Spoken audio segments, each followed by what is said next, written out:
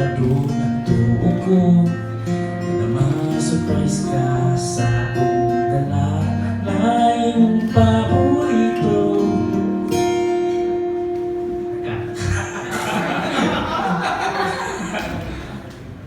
Minsan ako sa stairs padung sa imong kwarto ni hinay pa aron ma-surprise kuno ka pero walang patong nimo.